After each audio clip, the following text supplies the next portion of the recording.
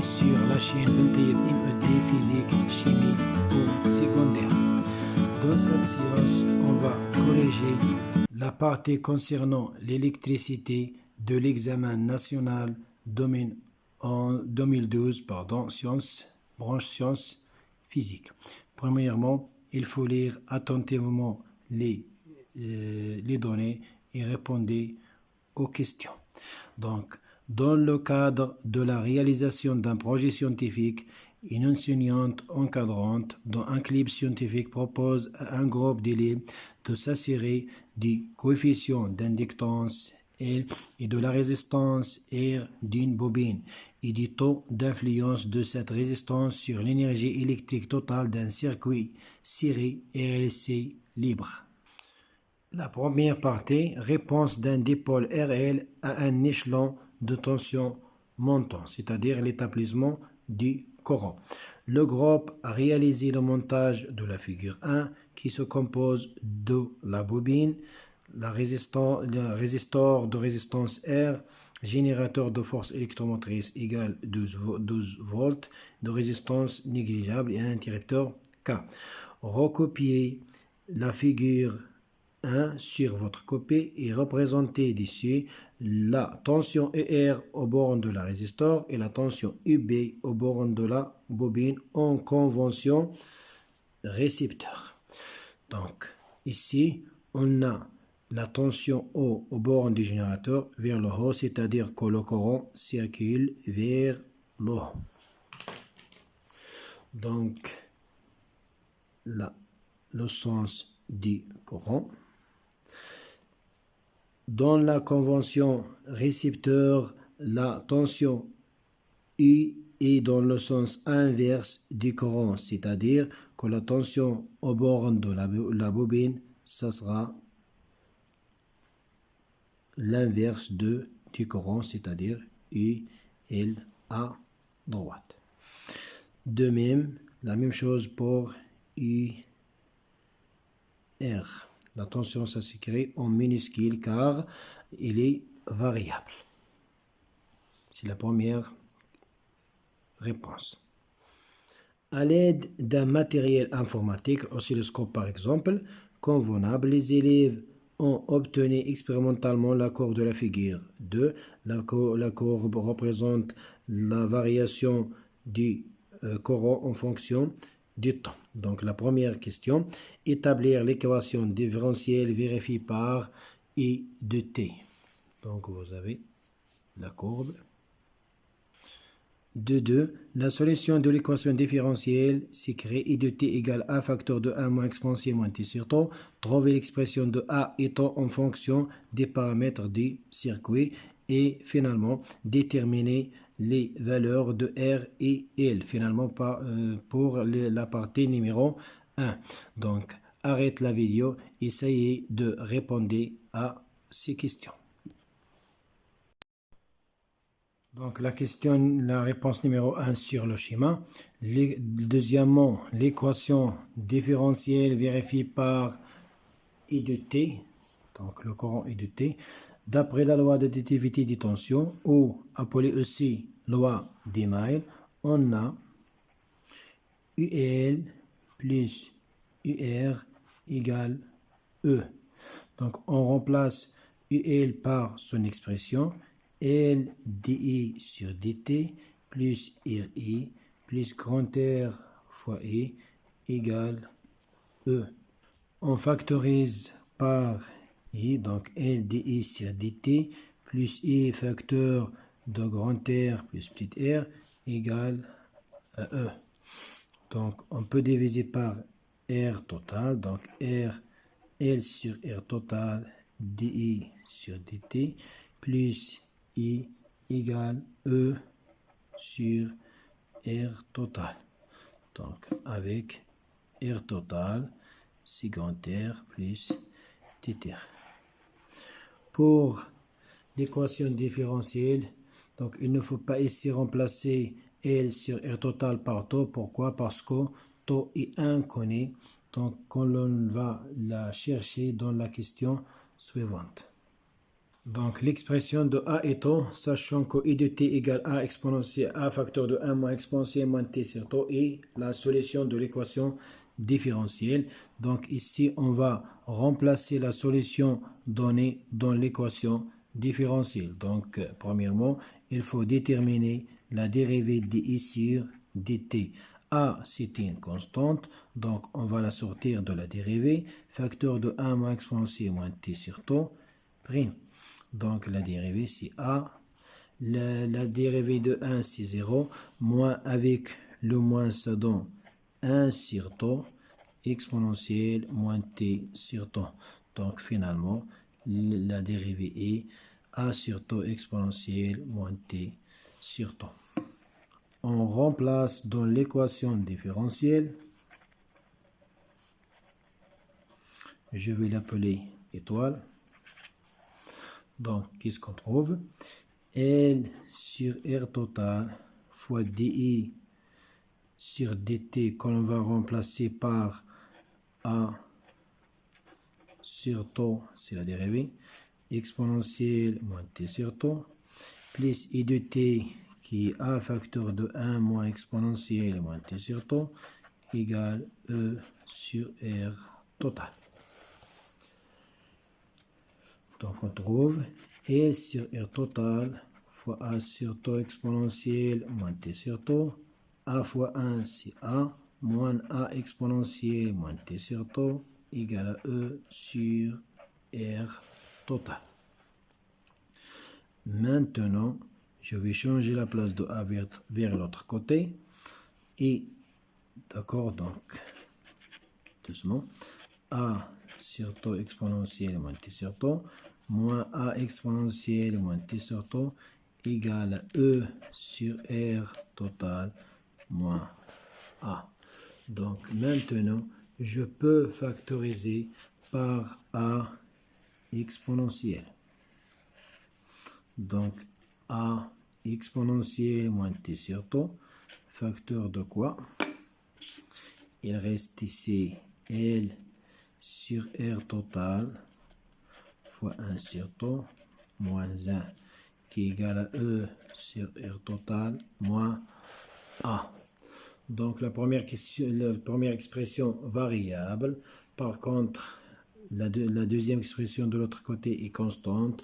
Donc la seule solution, c'est de éliminer le temps, c'est-à-dire que l'expression L sur R total fois 1 sur taux moins 1, il faut qu'il sera égal à 0. Donc, si expression égale à 0, 0 fois cette expression, ça donne 0. C'est-à-dire que E sur R total moins A égale 0. On trouve que L sur R total fois 1 sur taux égale 1. Et A égale à E sur R total. Donc, je vais multiplier ici par taux et de l'autre côté par taux. Je trouve que taux égale L sur R total et A égale à E sur R total. Donc, l'expression de AC est 0 et l'expression de taux c'est L sur R plus R. Donc, on connaît déjà on connaît que l'expression de taux c'est L sur R total dans l'équation différentielle. Très bien. 2, 3, déterminer L et R. Donc, premièrement, on va commencer par déterminer petite r. Donc, on sait que E0 égale E sur R total, c'est-à-dire R plus R. Alors, R plus grand R égale E sur I0. Donc, on trouve que R, petit r égale à E sur I0 moins grand R. Application numérique. Revenons à notre schéma. Donc, la valeur de E0, c'est-à-dire IP, l'intensité de courant origine permanent, 620 milliampères. Je vais remplacer. Donc, pour E déjà donné, E égale 12 volts et R 92 ohms. Donc, application numérique, E c'est 12 divisé par E0 qu'on a trouvé 120 milliampères, donc fois 10 à la puissance moins 3 moins 92. Je vais simplifier 12 avec 12. 10 à la puissance moins 2, ça devient 100. 100 moins 92, c'est 8 ohms. C'est la valeur de R. Donc, puis déterminons l'inductance L. On sait que taux égale à L sur R total. Alors, L, c'est taux fois R total. C'est taux fois R plus petite r. Donc, application numérique. Donc, cherchons taux d'après la courbe. La tangente à t égale 0 coupe l'asymptote à l'instant t égale 1 milliseconde. Donc, taux égale 1 milliseconde. Pardon, oui. Donc, je fais la projection de ce point-là, l'intersection de la tangente avec l'asymptote. Donc, je trouve taux égale 1 milliseconde. N'oublie pas l'unité. Application numérique. Donc, 1 fois 10 à la puissance moins 3 fois 100, c'est-à-dire 0,1 Henry. La deuxième partie, influence de la résistance électrique sur l'énergie électrique totale d'un circuit serré RLC. Donc un circuit RLC libre. Donc arrête la vidéo sur la photo de la deuxième partie et essayez de même de répondre aux questions, puis comparer tes questions avec la question qu'on va la proposer.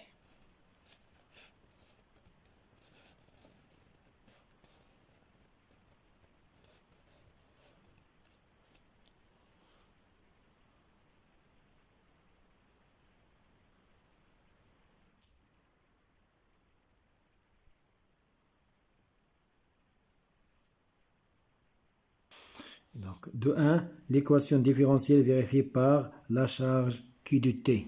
D'après la loi de d'additivité des tensions, on a UL plus IC égale 0. On remplace la tension UL par son expression qui est L dI sur dt plus petite r fois E plus IC égale 0.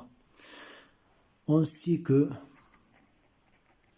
le courant E de T égale à dq sur dt.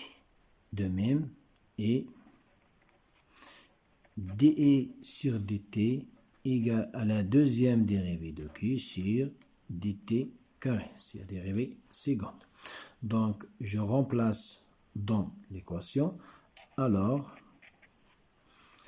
L fois d carré de q sur dt carré plus r fois dq sur dt plus, donc, pour ici, qui est la relation entre la charge Q et ici. Donc, on sait que Q égale C fois ici.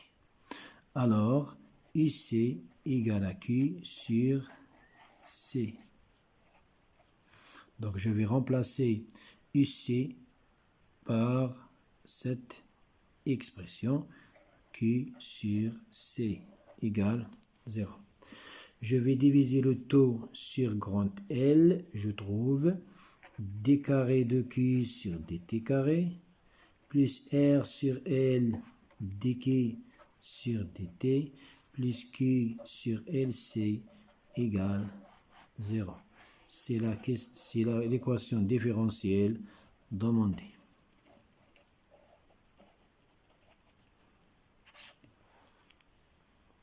Donc ce facteur qui est responsable de l'amortissement. La question D, deux Précisez parmi les courbes A et B si elles correspondent à l'énergie emmagasinée dans la bobine. Donc, on sait que le condensateur est initialement chargé, c'est-à-dire EE0 est différente de 0, alors que EM0 égale 0. Donc la courbe B représente l'énergie magnétique. Par contre, la courbe A représente l'énergie électrique emmagasinée dans le condensateur. La question 3. Écrire l'expression de l'énergie totale en fonction de C, L, Q et dQ sur dt. Donc pour l'expression, on sait que l'énergie totale égale à E, l'énergie électrique, plus l'énergie magnétique, bien sûr, en fonction du temps.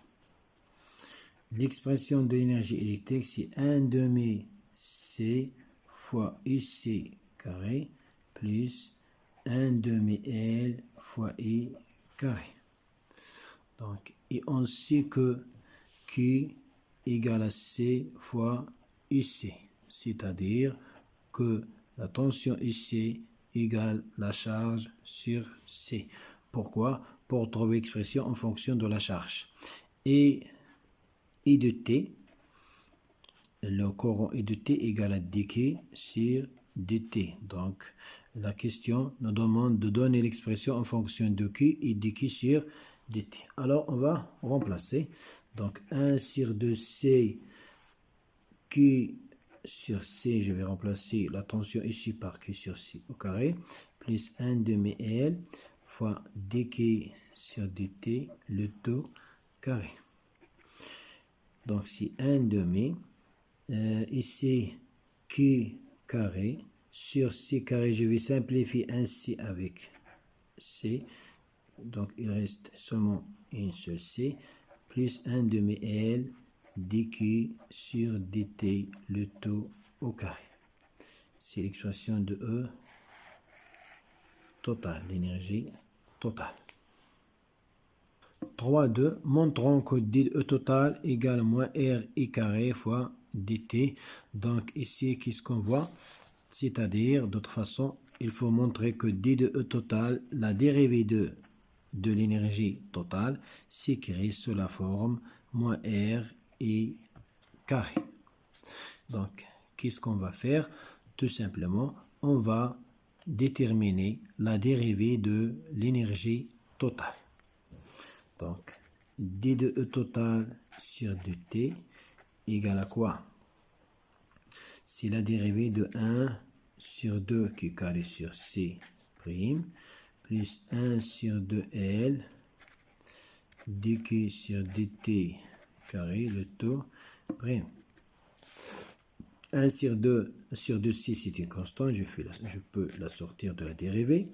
La dérivée de Q carré, ça donne 2Q fois dQ sur dt, plus 1 demi L, c'est une constante, fois 2, de même, fois dQ sur dt, fois d au carré de Q sur dt carré.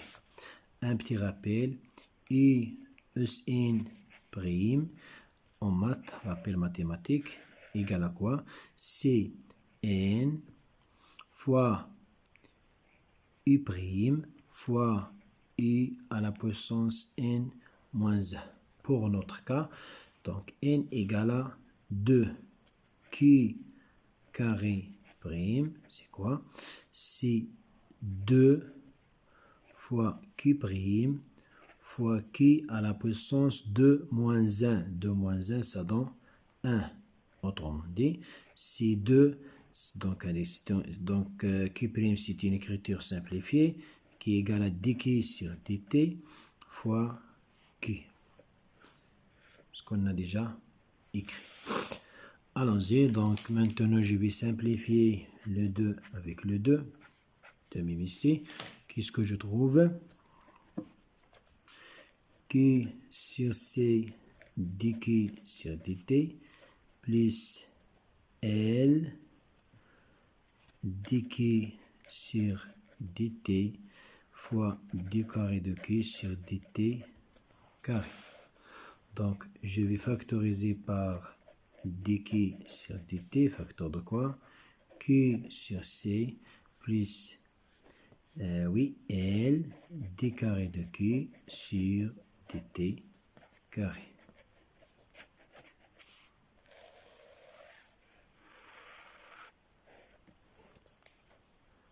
Et d'après l'équation différentielle, on a trouvé cette expression. Donc, L d carré de q sur dt carré plus R dq sur dt plus q sur c égale 0. Je vais l'écrire ici, comme vous voyez. Donc, d'après l'équation différentielle, on a trouvé cette expression. C'est-à-dire que L d carré de q sur dt carré plus q sur c va nous donner quoi? Moins R fois dq sur dt. Donc, je vais remplacer dans l'expression de d au total sur dt. Qu'est-ce que je trouve? Alors, l'expression de d total, la dérivée de e total sur dt s'écrit dq sur dt, facteur de moins R dq sur dt. Et on sait que dq sur dt égale à quoi? C'est i. Donc, i, facteur de moins R, i. Alors, moins R fois i carré. Donc, finalement, d au total sur dt égale à moins R fois i carré. C'est-à-dire que d de total égale à moins R fois i carré fois d dt. La dernière question, 3.3. Déterminer l'énergie dissipée dans le circuit entre les instants t égale 2 millisecondes et t égale 3 millisecondes.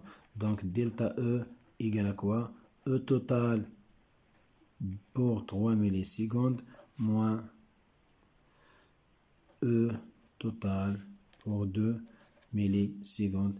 Mais n'oubliez pas la valeur absolue. Donc, cherchons au total à l'instant 3 millisecondes et à l'instant 2 millisecondes. Donc, d'après la courbe, qu'est-ce qu'on a? À l'instant E total, à l'instant 2 millisecondes, égale à quoi? C'est EE plus EM. Pour EM égale 0. Donc, il reste l'énergie électrique qui est égale à D. L'unité, c'est le millijoule. Donc, on trouve 10 millijoules. Pour E, T à l'instant 3 millisecondes, qu'est-ce que vous voyez? 3, il est ici. Donc, l'énergie électrique égale à 0. Par contre, l'énergie magnétique égale 7,5. Donc, 0 plus 7,5 égale à 7,5 millijoules. Et je remplace. Donc, je trouve 10. Non, donc c'est 7, pardon. 7,5 pour 3, 7,5 moins 10 millisecondes, bien sûr. Donc, finalement, je trouve 2,5 millijoules. Je peux le calculer en faisant la soustraction entre l'énergie EE à l'instant 2 millisecondes moins ET à l'instant 3 millisecondes. Je trouve 10 moins 7,5 qui nous donne 2,5 millijoules. C'est l'énergie dissipée par effet joule. Dissipée par effet joule dans l'énergie dissipée dans la résistance R de la bobine. J'espère que vous avez bien compris la solution. S'il y a des questions, n'hésitez pas à l'écrire. N'oubliez pas de partager la vidéo avec vos amis. et à la prochaine vidéo. Au revoir.